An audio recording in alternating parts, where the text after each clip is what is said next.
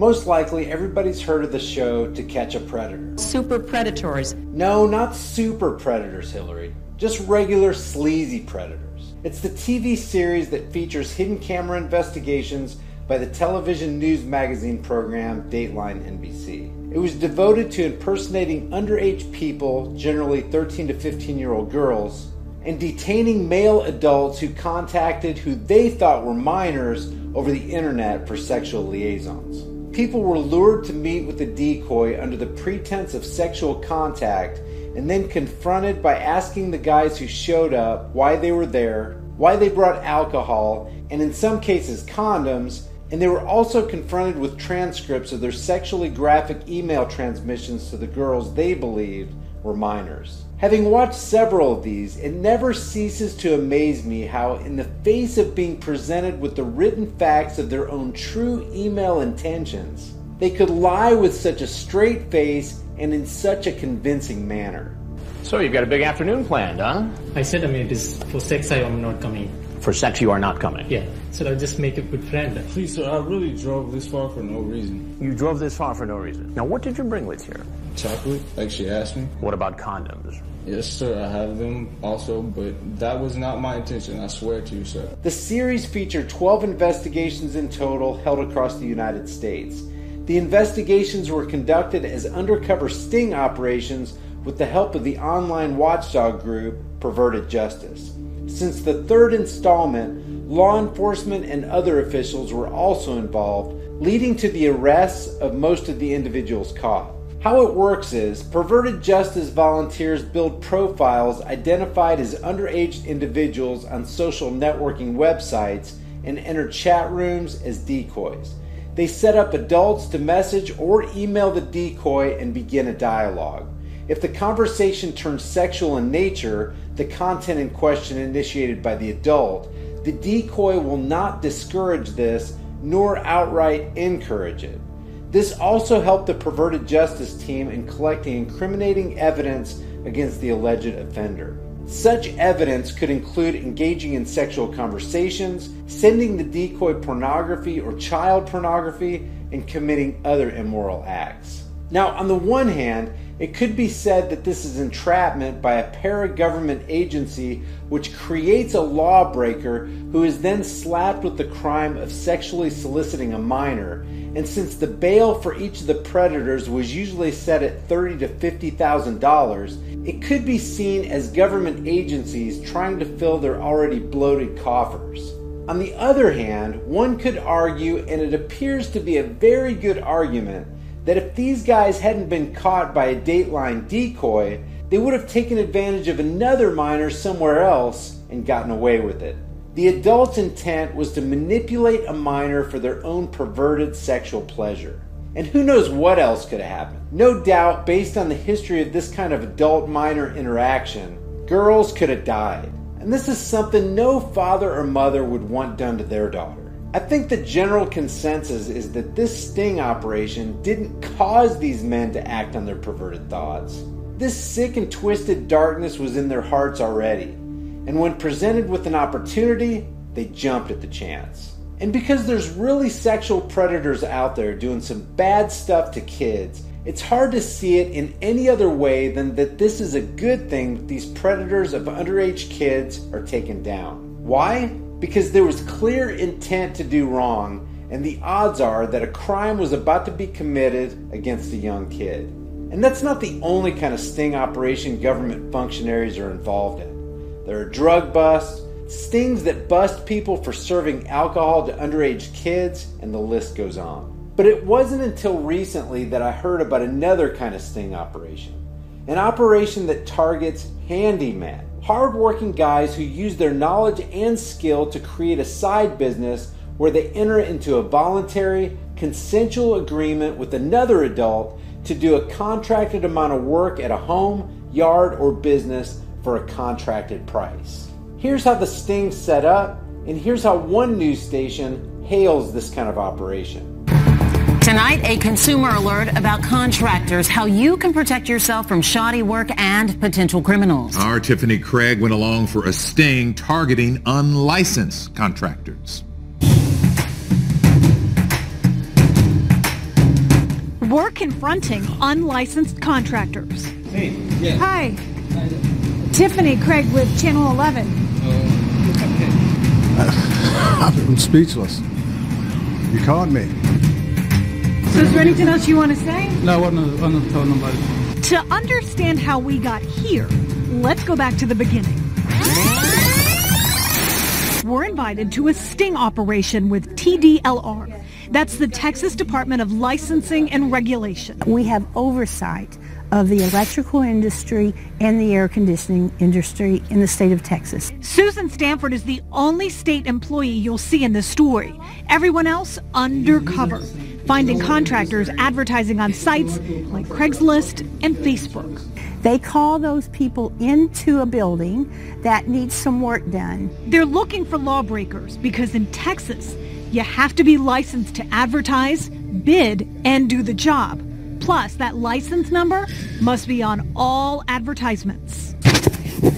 So we set up cameras in the building and watch as AC and electrical contractors take the bait. Do you have a business card by any chance? Yeah. Okay. At one point, there's so much interest in this phony job, we almost blow our cover. So I ran back here to hit record on the camera, and the contractors walked out. So now I am literally ducking out behind a box of tiles in a trailer, crossing my fingers that nobody sees me. After a few days and dozens of bids, the contractors come back, thinking they're getting the job and a check. Instead, they're answering questions and facing fines. I'm working. I'm not selling drugs. I'm actually going out there and working. But you understand why the state needs you to have a license to do the job, right? And I do. TDLR is trying to shield consumers from the inexperienced, sometimes criminal, and most likely uninsured Mr. Fix-Its out there. Unlicensed people do not necessarily have insurance to cover your home should poor workmanship result in burning down your house. That's the argument Mario Gomez Jr. uses when his company Blue Hawk Electric is busted. I haven't caught anybody's house on fire. I haven't stole from anybody. Then guess what? I think that kind of speaks more than a license. You know what I mean? It has to say something about integrity, don't it? Except Gomez has done this before, according to state records, and someone else's license number is printed on the side of his work truck. It's not about me being deceptive or stealing. You don't think you're being a people. little bit deceptive? Well, the thing is that at the end of the day, I'm saving them money, and I'm doing them a good job. The idea of an easy job and fast cash is what lured Lance Mueller, who admits he knows the law. I apologize.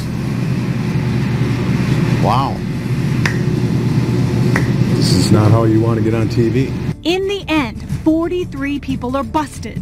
The state hopes the fines and a little public shaming serve as a reminder about the value of a license.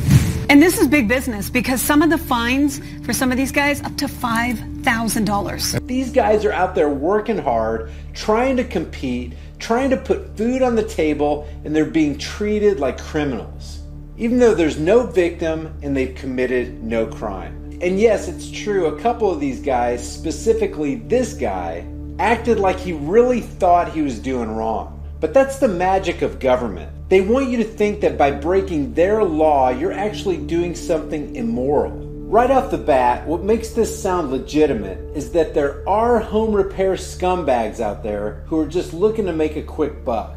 They don't give a damn what kind of job they do, and yes, they could wire something wrong that could start a fire or construct something in a manner that could eventually hurt or kill somebody. But the free market has a way of sorting all this out better than any government agency ever could.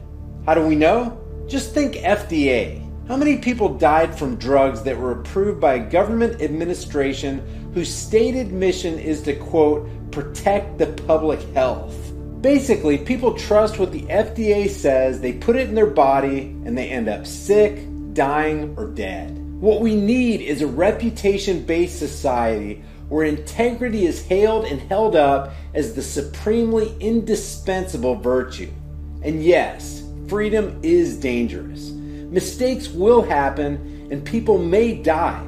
But as someone once said, I'd much rather have dangerous freedom than peaceful slavery.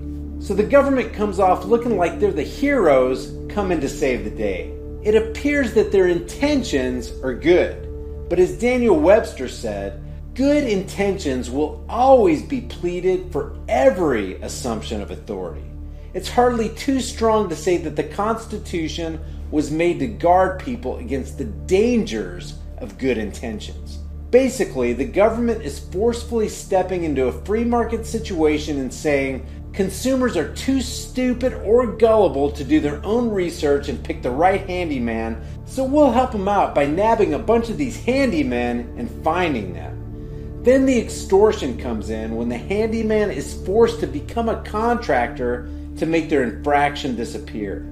He's forced to get a license. And when you cut through all the fabricated crap, licensing is nothing more than the agents of government taking away your right to do something and selling it back to you. And in this example of a man applying for a contractor's license, it does not guarantee that shoddy work will cease.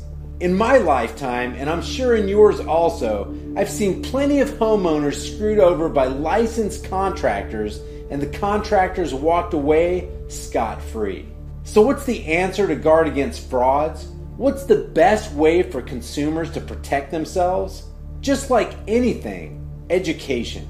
Let people know there are con artists out there who intend to deceive you so they can make a mint off of your ignorance. It's going to require the public to think for and protect themselves instead of trusting Big Daddy government to do it.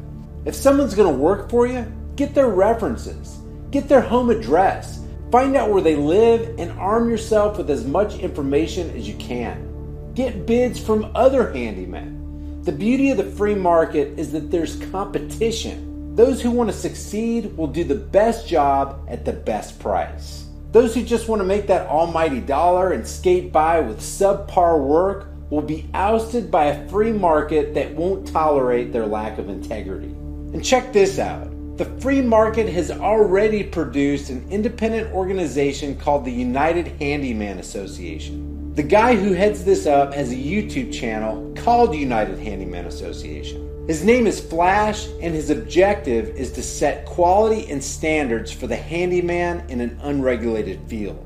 I'll leave that link for you in the description below. To sum the whole thing up, this guy pretty much says it all on camera. I haven't caught anybody's house on fire.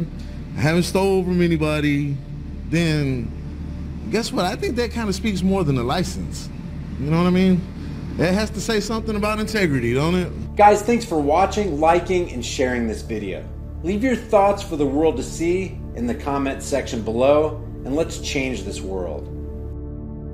If you're new to the channel, hit the subscribe and notification button, and you'll be alerted when I upload new content. YouTube demonetizes my videos, so I'm fan funded. If you want to support the work I do here, there's a PayPal and Patreon link below. I'll see you guys in the next video.